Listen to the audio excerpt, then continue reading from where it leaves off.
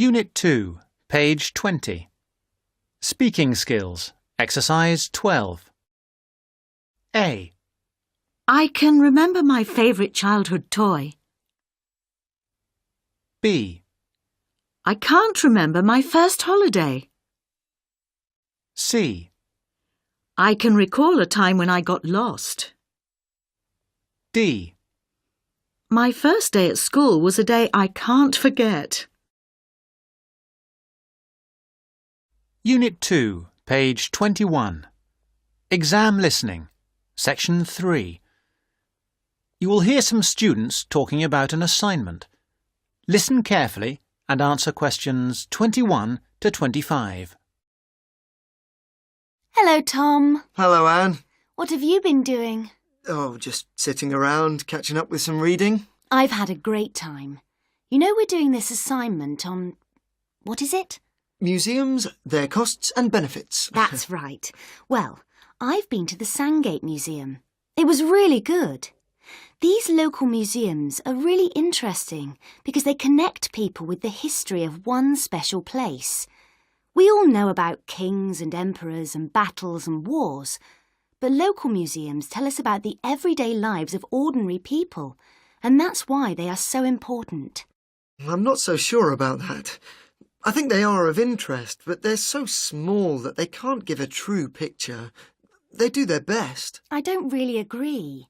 They do give a true picture, but perhaps not a full picture. It's the truth, but not the whole truth. I think the smallness is the number one problem. Because they're small and local, they attract few visitors. That's why they have so little money. And because they have little money, they can't buy or maintain many really interesting exhibits. As a result, the shop is almost as big as the museum to try to raise money by selling souvenirs, postcards, sweets and so on. I think they find it difficult, but not impossible. And don't forget, they get a lot of their exhibits free from local people. There was this boat, for example, that was fantastic. Really? What was that? There was a massive fishing boat, a real one, about 100 years old, and you could walk on it and get the feeling of what fishing in those days was really like. Sounds quite good. But I've always found that these kinds of museums are a bit dingy. For example, the display cabinets are so dark that you can hardly see the exhibits, and the labels are sometimes difficult to read.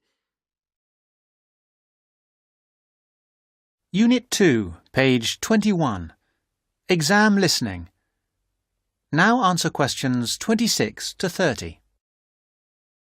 So coming back to our assignment, what we've got to decide is whether these museums should be funded by the government or just by local people. I think it depends entirely on what kind of museum it is. How do you mean? Well, take local history museums. They are small, so they won't survive without financial support. But that should come from the local authority, since only people in that area or tourists will visit it. I agree, but what about big natural history museums? Surely they should get money from the central government. Why? Children who want to learn about nature can go out into the countryside with their school teachers. They could survive from donations, and they get loads of visitors anyway. The state should spend more on science museums, since not enough people are studying science these days. I'm not so sure, but I do think a sort of museum which should not get public funds is the craft museum. Yes, like museums of cotton weaving. Yeah, which are of interest to only a very small number of people, and they should pay for it. I agree. But a working farm is a different thing again. That's something from the past of all of us, and so it's important to the local community. Kids can learn a lot too. That's the sort of thing that the local government should be spending its money on. Yes, I agree. Well, I think we've got plenty of ideas for our assignment.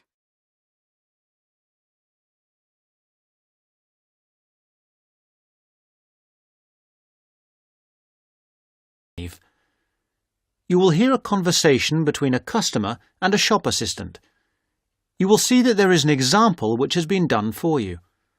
On this occasion only, The conversation relating to this will be played first. Good morning, madam. Can I help you? Yes, please. I bought this bread-making machine from you quite a while ago, and it doesn't work. I see. That's unusual. These bread makers are usually very reliable. You didn't overfill it, did you, or put too much water in the mix? Those are two reasons for malfunction we often hear of. No, certainly not. I had it working for quite a while, and then it stopped working. It doesn't do anything now. I see. That sounds like a fault in the machine. Yes. I wonder if you can do anything about it for me. Well, that depends. If it is inside the guarantee period, we can help you. Otherwise, it will be more difficult. The assistant says it depends on whether it's inside the guarantee period. So, guarantee period is written in the space. Now we shall begin. You should answer the questions as you listen, because you will not hear the recording a second time. Listen carefully and answer questions 1 to 5. Good morning, madam. Can I help you? Yes, please. I bought this bread-making machine from you quite a while ago, and it doesn't work. I see. That's unusual. These bread makers are usually very reliable. You didn't overfill it, did you, or put too much water in the mix? Those are two reasons for malfunction we often hear of. No, certainly not. I had it working for quite a while, and then it stopped working. It doesn't do anything now. I see. That sounds like a fault in the machine. Yes. I wonder if you can do anything about it for me. Well, that depends. If it is inside the guarantee period, we can help you. Otherwise, it will be more difficult. Let me see. I have the receipt here. I bought it in, it was some time ago. The receipt says in February last year. February. Well, unfortunately, that means it is outside the warranty period. Oh. In that case, I'll get you a form which you can fill in and we'll see what we can do. Well, what can you do you think? Well, as I say, if you fill in this form, we can send away the bread maker to be mended. It goes off to a repair centre. Oh, good. What happens then? Then we don't get an exact costing, but we will get back an estimate of how much it will cost and how long it will take. I see. And do you think it'll be expensive? Well, it won't be cheap. There will be labour and parts to think about, and also the postage and packing costs. And we don't know how much they will be? Not yet. But when you get the estimate, you've got two options, obviously. If you agree, you can go ahead. Or if you don't, you can say, no, it's too expensive. It's your decision entirely whether you agree. And if I go ahead? Then we arrange the repair. We don't have much stockroom, so when it is done, what we'll have to do is arrange a time for you to collect it from us. All right, that's what I'll do. Just give me the receipt. Here you are. Just a minute, madam. I thought you said you bought the bread maker in February. That's right. Here is the date. 2/12/06. I think there's some mistake.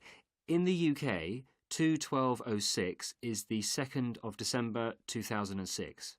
Oh, of course.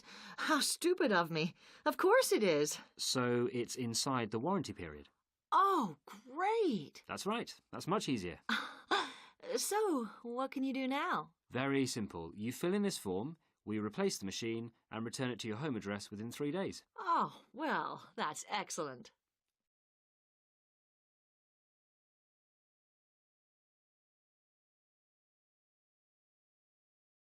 Is 6. Now listen and answer questions 6 to 10. Now, let me have your details. Certainly. Now, this is a Gleeware Bread Maker 3.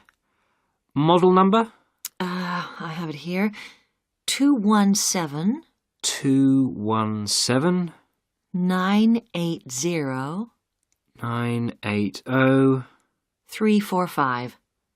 Thank you. Now, where did you buy it? Was it here? No, it was in your shop in Bluewater. I see. Blue Water. Now, date bought, 2/12/06. Now, can I have your name? Yes, it's Young. J.H. Young. That's... That's spelled Y-O-N-G-E. That's Young. I see. And your address? 15 Capercaillie Gardens, Aberdeen. I should know this. Can you tell me? Yes, it's C-A-P-E-R, then C-A-I-L-L-I-E. Sorry, could you say that again? Sure. C-A-P-E-R, C-A-I-L-L-I-E. And gardens as in gardens? Yes. Good. And the postcode? AD22 4SC. Thank you. And what would be a convenient time of day to deliver the replacement bread maker? Morning is best, if that's all right. That's fine. So it should be with you on Monday, madam. Oh, good. Thank you very much. Bye. Goodbye, madam. Unit 3, page 27. Speaking skills. Exercise 5. Speaker 1. I suppose that the main difference is that it's set up to be a lot more convenient. It's easy to go and park up at the supermarket and get all your shopping in one go. I know a lot of people don't approve of that. Nevertheless, from my point of view, it's a really good thing. I can save time. Speaker 2. To my mind, we worry far too much these days about what things are wrapped in. It's all about marketing, really.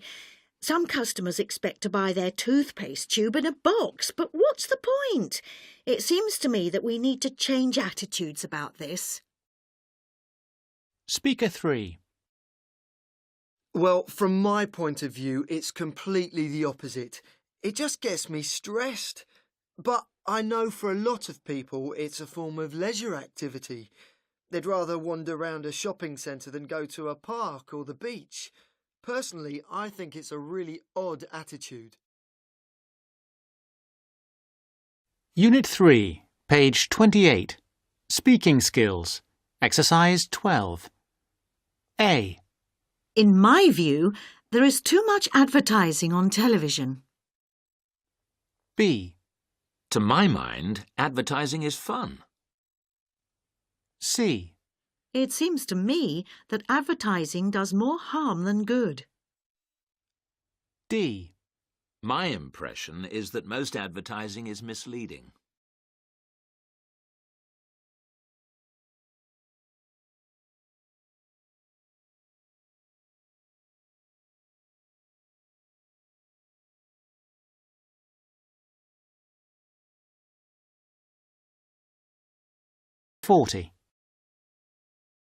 I'm going to begin my lecture today with a look at product life cycles.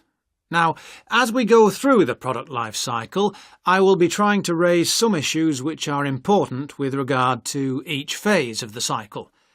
I won't have all the answers for you this morning. This one of the lecture series is just to get you started and, I hope, interested. Let's start with the first phase of the cycle, that of product design. This is really the most important part of the cycle.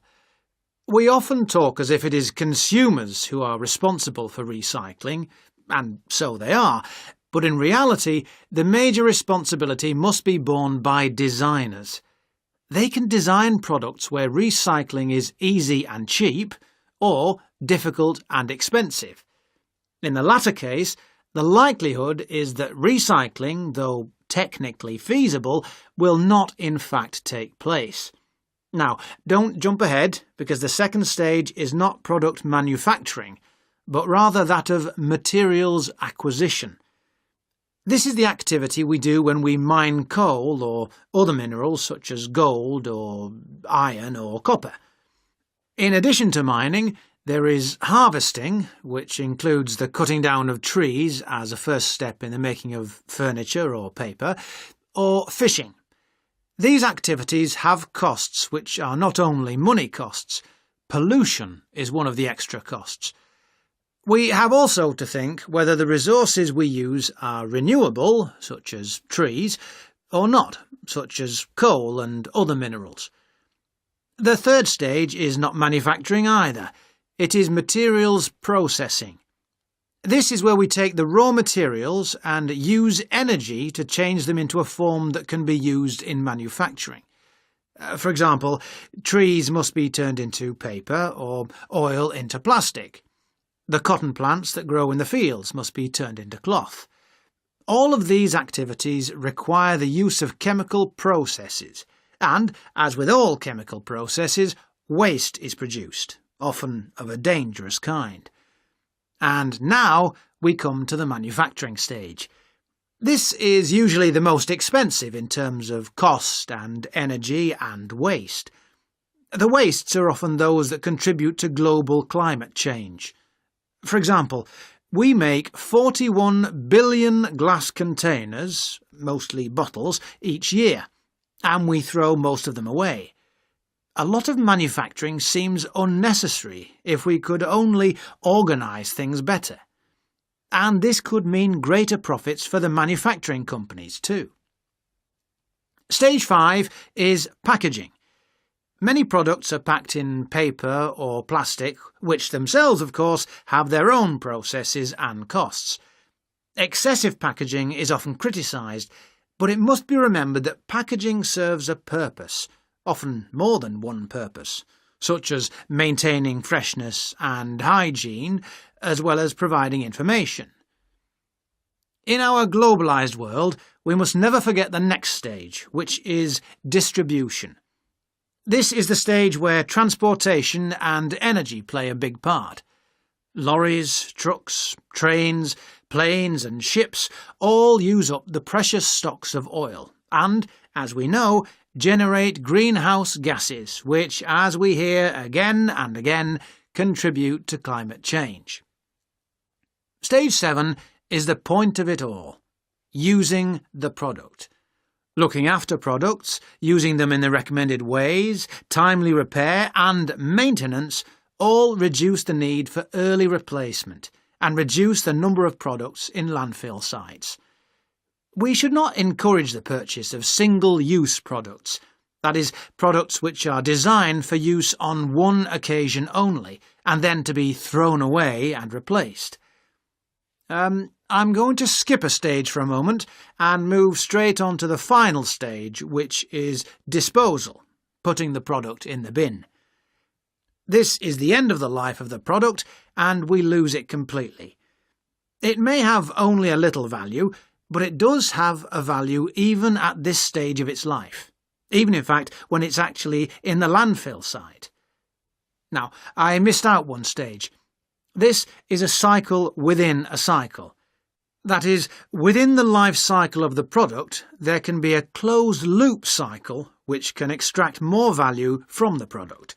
This is the reuse and recycle loop. It is a closed loop because, in theory, it can continue forever, though in practice, of course, this is not possible. Recycling products mean that they can be used to make more of the same product. CDs, bottles, books, or that they can be used to make different ones. For example, 1 pound of recycled paper can make 6 cereal boxes. And if we recycled all our newspapers, we could save 40,000 trees a day. Now, with this approach to the life cycle of a product in mind, we can go on to consider life cycle analysis. Unit 4, page 32. Listening skills, exercise 4. You will hear some students talking about their studies. Listen carefully and answer questions 1 to 4. It was packed. There simply aren't enough seats in Theatre 4. There were people on the stairs, people in the aisles. I don't imagine everybody was able to get in. Was Jack with you? No, of course not. I saw him with a pile of journals in the library as I walked past. You haven't seen him because you've been in here in the kitchen drinking coffee all morning, whereas he has been studying hard. Not me. I've been in my bedroom reading for my assignment on education in the classical world. Very interesting. It was easier than I expected. I should have been at the gym training for my next race, but that'll have to wait. And did you find your first lecture interesting? Absolutely fascinating. We talked about this experiment. If you show a child a litre of water in a bucket and show him a litre of water in a tall container, he always thinks that the higher, taller but narrower container has more water in it. Hold on, what do you show him? Right. You show him two things. A bucket with a litre of water in it, and also a tall glass vase-like thing or any tall container. This also has a litre of water in it. Now, he will say that the tall thing has more in it than the short fat thing, that is, the bucket. And all children will say this, that is, up to about 5 years of age. You can then actually pour a litre of water from the bucket into the taller, narrower container, and the child will still say that the tall container contains more water, even though he's just seen the water come out of the bucket. And what's the point of that? Is it about measurement? No, it showed how children are quite unable to think logically. It's connected with my assignment. It's about cognitive development of young children over time. That's to say, it's about how they think. But didn't you do that assignment last year? No, I didn't. You see, I missed out on the first year when I changed subject.